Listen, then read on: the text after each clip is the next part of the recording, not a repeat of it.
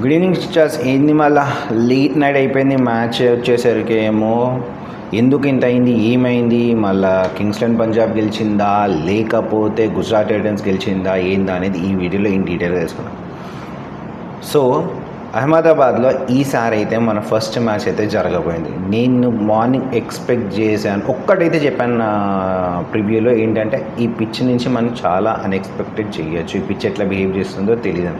అదే నాకు తెలిసి అయింది. అది ఏమైందంటే, సో ఈ గేమ్ పరంగా చూస్తే it's a very very high scoring game. చాలా అంటే చాలా స్కోర్ అయ్యింది.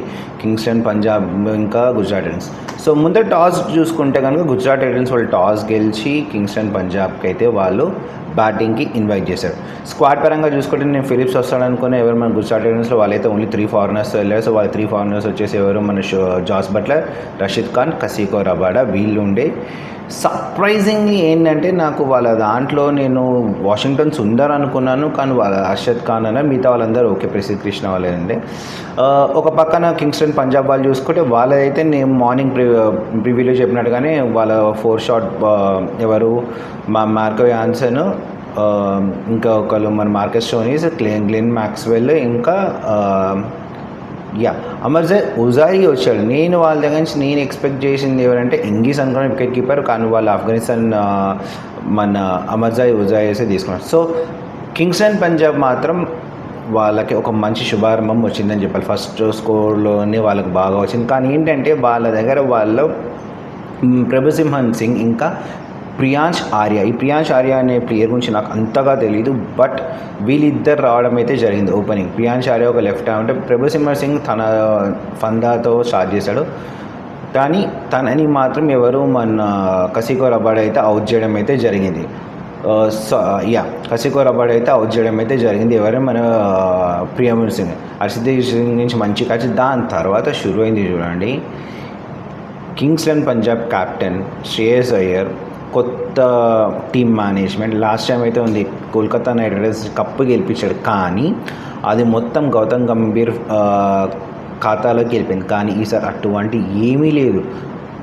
కింగ్స్ 11 పంజాబ్ ఒక కొత్త ర్యాంప్ తీసుకుంది, అంటే కొత్త కోచ్ వచ్చాడు వాళ్ళకి, కొత్త కెప్టెన్ వచ్చాడు. వాళ్ళిద్దరు కలిసి అద్భుతంగా స్టార్ట్ చేశారు.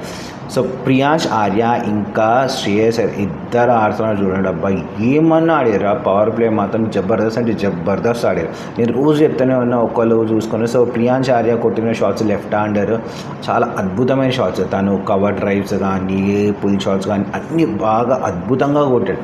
సో ప్రియాంష్ ఆర్య ఇంకా వీళ్ళిద్దరు ఆడుతున్నప్పుడు ఏంటంటే రషీద్ ఖాన్ వేసిన ఒక స్లోవర్ బాల్కి ప్రియాంష్ ఆర్య అయితే అవుట్ అవడం జరిగింది. సో ఇట్స్ వాళ్ళకు ఒక క్రూషియల్ బ్రేక్ అనేది అక్కడ వచ్చిందనమాట. సో ఇది ఇట్లా జరుగుతుందంటే at the end of 10 overs. కానీ ఒక పక్క నుంచి మాత్రం శ్రేయస్ అయ్యర్ మాత్రం విరుచుకుపడ్డాడు బాలర్స్ మీద. ఇష్టం వచ్చినట్టు కొట్టాడు. ఎవరిని పడితే అన్ని కొడుతూనే ఉన్నాడు. ఇది చూసుకుంటే 10 oversకి వాళ్ళు 104 for the loss of 2 wickets. ఎవరు మన కింగ్స్ 11 పంజాబ్. తర్వాత అజ్మదాయ్ ఒకసారి కూడా తన అంతుగా ఒక ఆడాడు. బట్ సాయి కిషోర్ ఏం చేశాడంటే బ్యాక్ టు బ్యాక్ ఒకటే ఓవర్లో 2 wickets తీశాడు. హ్యాట్రిక్ ఛాన్స్ అంటే మరి హ్యాట్రిక్ పడలేదు. అజ్మదాయ్ ఓసాయి ఇంకా గ్లెన్ మ్యాక్స్వెల్ది రివ్యూ తీసుకోవాల్సింది, బట్ హైట్ అనుకున్నాడు. వాళ్ళ కేఎల్ రాహుల్ మన శ్రేయస్ అయ్యర్ ఇంకా గ్లెన్ మ్యాక్స్వెల్ మధ్యలో ఒక చిన్న మిస్కమ్యూనికేషన్ వల్ల రాలేదు. స్వీప్ షాట్, అది రివర్స్ స్వీప్ షాట్ కొట్టబోయితే గ్లెన్ మ్యాక్స్వెల్ అయితే అవుట్ అయ్యాడు. దాని తర్వాత స్టోనీస్ ఇంకా శ్రేయస్ అయ్యర్ కూడా ఒక స్లో పార్ట్నర్షిప్ అయితే నడిచింది. బట్ గుడ్ థింగ్ ఏంటంటే స్టోనీస్ అక్కడ అవుట్ అయిపోవడంతో లాస్ట్ టైం వీళ్ళు కింగ్స్ 11 పంజాబ్ వాళ్ళు ఎవరినైతే ప్లేయర్ని బ్యాక్ చేసి రీటైన్ చేసుకున్నారో అతని శశాంత్ సింగ్ వచ్చాడు. శశాంత్ సింగ్ మాట్లాడారు. దానికన్నా ముందు శ్రేయస్ అయ్యర్ అయితే ఏమన్నా 9 6లు ఇంకా 5 బౌండరీలతో విరుచుకుపడ్డాడు. ఒక పులి విరుచుకుపడతాడు చూడండి, అట్లా విరుచుకుపడ్డాడు ఎవరి మీద, బౌలర్స్ మీద. ఇష్టం వచ్చినట్టు పెడ ఎక్కడ పడితే అక్కడ కొడుతూనే ఉన్నాడు. ఇంతకుముందు ఏంటంటే శ్రేయస్ అయ్యర్కి షార్ట్ బాల్స్ వీక్నెస్ ఉంది అని చాలామంది అన్నారు. షార్ట్ బాల్స్ తొక్క ఏమీ లేదు. షార్ట్ బాల్స్ వెయ్యి, బౌన్సర్లు వెయ్యి, యార్కర్లు ఏదని ఇష్టం వచ్చినట్టు కొడుతున్నాను. ఒక్కటి ఏంటంటే శ్రేయస్ అయ్యర్ ఫ్యాన్స్ ఫీల్ అవుతారు ఏంటంటే తను సెంచరీ చేయలేదు 97. లాస్ట్ ఓవర్లో అతను ఛాన్స్ రాదు.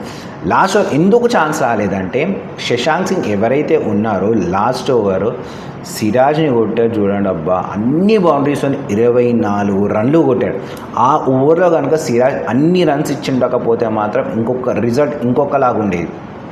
సో ఏంటంటే కింగ్స్ అండ్ పంజాబ్ వాళ్ళు 243 రన్స్ అనే ఒక పెద్ద టార్గెట్ని తీసుకెళ్ళి గుజరాత్ టైటన్స్ హోమ్ టీంకి అయితే వాళ్ళైతే ఇవ్వడం అయితే జరిగింది. ఇంత మళ్ళీ ఇది ఉండి ఎలా పర్ఫామ్ చేస్తారు ఏంటి అంటే వాళ్ళ ప్రెషర్ లేకుండా వాళ్ళ ఓపెనర్స్ని నేను మార్నింగ్ అనుకున్న ప్రకారం జాస్ బట్లర్ ఇంకా ఎవరు మన శుభమ్ గిల్ వాళ్ళ కెప్టెన్ ఓపెనింగ్ వస్తారు అనుకుంటే కానీ జాస్ బట్లర్ రాలేదు. Sai Sudarshan left and right కాంబినేషన్తో వెళ్ళాలనుకోవడం వాళ్ళే వచ్చారు. సాయి సుదర్శన్ గుజరాత్ టైటన్స్ కన్సిస్టెంట్గా పర్ఫామ్ చేస్తారు అండ్ శుభమ్ గిల్కి ఈ గ్రౌండ్లో 60+ యావరేజ్ అయితే ఉంది. సో వీళ్ళిద్దరూ చాలా అంటే చాలా అద్భుతమైన స్టార్ట్ అయితే వచ్చింది. సో ఫస్ట్ ఓవర్లో ఫస్ట్ బాల్తోనే సాయి సుదర్శన్ కొట్టడం షురూ చేసాం. చాలా అద్భుతంగా ఆడాడు. సాయి సుదర్శన్ కొంచెం స్లో అవుతాం. శుభమ్ గిల్ మాత్రం తను ఆడిన ఒక 14 బాల్లో మాత్రం 3 6లు ఇంకా ఒక 2 4లతో చాలా అద్భుతంగా ఆడాడు. సో వీళ్ళిద్దరు ఆడుతున్నప్పుడు ఏంటంటే రన్ రేట్ అంటే ఫస్ట్ నుంచే వాళ్ళకి run rate more than 12 required ఉంది. కానీ వాళ్ళు ఏంటంటే పర్ ఓవర్లో 10 runs 12 runs ఇట్లా కొట్టుకొని 5 overs అయిపోగానే లాస్ 5 oversకి 54 runs ఏమో కొట్టారు. అప్పటిలోపనే ఎవరైతే మన శుభమ్ గిల్ ఇంకా సాయి సుదర్శన్ ఉందో వాళ్ళు చేయాల్సిన విధ్వంసం మొత్తం చేశారు. అక్కడ ఏమైందంటే last over of power play మ్యాక్స్వెల్ని తీసుకొచ్చాడు. మ్యాక్స్వెల్ బ్యాటింగ్లో ఫ్లాప్ అయినా కానీ మ్యాక్స్వెల్ దగ్గర ఉన్న ఒక పెద్ద అడ్వాంటేజ్ అయితే తన స్లో బౌలర్స్, ఇంకోటి ఏంటంటే బ్యాట్స్మెన్స్ వచ్చి తనని అటాక్ చేద్దాం అనుకుంటున్న టైంలో మిస్జడ్జ్మెంట్ వల్ల వికెట్స్ అయితే మ్యాక్స్వెల్కి రావడం అనేది జరిగింది. అదే మిస్జడ్జ్మెంట్ ఇవాళ శుభమ్ గిల్ చేశాడు. క్యాచ్ అవుట్ అయితే ఆడు. ప్రియాంష్ ఆర్యా అయితే క్యాచ్ తీసుకున్నాడు. తర్వాత ఏమైందంటే సాయి సుదర్శన్ ఇంకా జాస్ బట్లర్ వీళ్ళిద్దరూ కలిసి ఆడారు చూడండి. ఏదైతే 10 ఓవర్స్కి వాళ్ళు 104 ఫర్ ద లాస్ ఆఫ్ 2 ఉన్నారో అదే టైంకి వీళ్ళు 104 for the loss of 1 wicket. ఎవరు మన గుజరాత్ టైటన్స్. సాయి సుదర్శన్ చాలా అద్భుతంగా ఆడాడు. జాస్ బట్లర్ కూడా అద్భుతంగా. జాస్ బట్లర్ కొంచెం స్టార్ట్లో తీసుకున్నప్పుడు సాయి సుదర్శన్ తను గేర్ మార్చాడు. సో ఇక్కడ ఏంటంటే ఫస్ట్ శుభమ్ గిల్ అటాకింగ్ ఉన్నప్పుడు సాయి సుదర్శన్ కొంచెం స్లోగా ఆడాడు. దాని తర్వాత జాస్ బట్లర్ స్లో ఆడుతున్నప్పుడు సాయి సుదర్శన్ అనే ప్లేయర్ సాయి సుదర్శన్ అయితే అటాకింగ్ ఆడాడు. సో వీళ్ళిద్దరు చాలా అద్భుతంగా ఆడుతున్నాడు. క్యాచ్ డ్రాప్స్ అయినాయి. ఎవరు మన అజ్మల్ ఉజాయి ఒక క్యాచ్ డ్రాప్ చేశాడు. సేమ్ టైం మన ఎవరు వాళ్ళ కింగ్స్ అండ్ పంజాబ్ కెప్టెన్ అయిన శ్రేయస్ అయ్యర్ కూడా బాల్ క్యాచ్ డ్రాప్ చేశాడు. సో ఫీలింగ్ వాజ్ కొంచెం స్లోపీ ఉండే. దాని తర్వాత డ్యూ మాత్రం చాలా అంటే చాలా డ్యూ ఉంది. బాల్ అసలు గ్రిప్ చేయడానికి కూడా రాలేదు. యూజీ చహల్ వేసిన కొన్ని బాల్స్కి బట్లర్కి బాగానే చేశారు కానీ సాయి సుదర్శన్ మాత్రం యూజీ చహల్ అటాక్ చేయడమే. సో సాయి సుదర్శన్ ఏంటంటే ఇక్కడ తను ఒక 50 స్కోర్ చేయడం అయితే జరిగింది. తర్వాత ఏమైంది సాయి సుదర్శన్ ఏంది అసలు ప్రతి ఒక్క బాల్ని కొడుతున్నాడు. 13 ఓవర్స్కే వాళ్ళు ఒక 150 runs ఏమో ఆల్ రన్స్ కొడుతారు. ఏందిరా బాబు ఈ 243 runs అనే టార్గెట్ని వాళ్ళు చేజ్ చేసేస్తారా అనుకుంటున్న టైంలో ఏమైందంటే శ్రేయస్ అయ్యర్ క్యాప్టెన్సీ మాత్రం ఇంకొక వేరే లెవెల్లో ఉండే. అప్పుడే కరెక్ట్గా ఎవరు మన హర్షదీప్ సింగ్ని తీసుకొచ్చాడు. హర్షదీప్ సింగ్ తీసుకొస్తే ఫ్లిక్ చేయబోయి అవుట్ అయ్యాడు. శశాంక్ సింగ్ నుంచి అద్భుతమైన క్యాచ్. వాళ్ళు శశాంక్ సింగ్ గురించి ఎంత చెప్పుకున్నా తక్కువే. లాస్ట్ ఓవర్లో మాత్రం 24 రన్లు కొట్టేది వాళ్ళ క్యాచ్ పట్టుండకపోతే మాత్రం మ్యాచ్ ఇంకొక లెవెల్ అంటే ఆ క్యాచ్ పెట్టారు. తర్వాత వీళ్ళు ఏం చేశారంటే నేను ఇంతకుముందు చెప్పాను కదా ఫస్ట్లోనే వీళ్ళు ఓన్లీ 3 ఫారినర్స్ లేదు. సో వీళ్ళు ఏం చేశారు శ్రేతన్ రూతర్ఫ్ అన్ని వాళ్ళు ఇంపాక్ట్లో తీసుకొచ్చారు.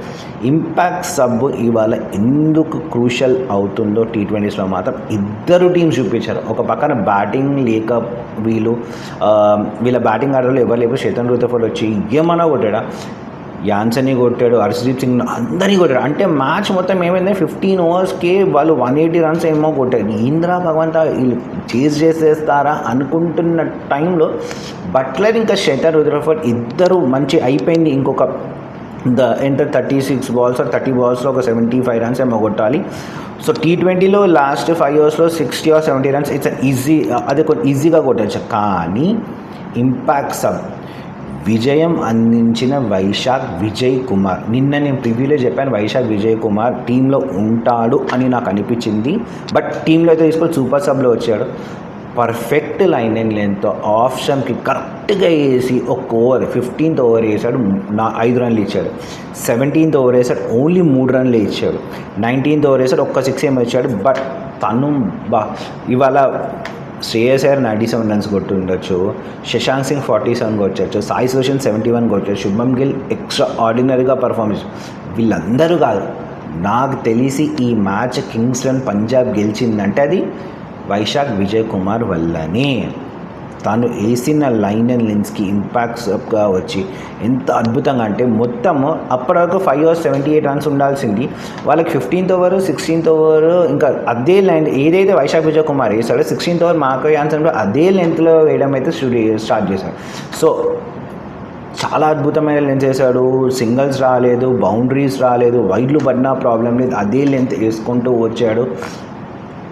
So last game Vaishakh Vijay Kumar వేసిన ఆ ఒక 3 ఓవర్ల వల్ల లాస్ట్ ఓవర్లో మాత్రం పోయినాయి. బట్ తను అప్పటికే ప్రెషర్ చేస్తారు. సో లాస్ట్ ఓవర్కి వాళ్ళకు 27 runs కావాలి.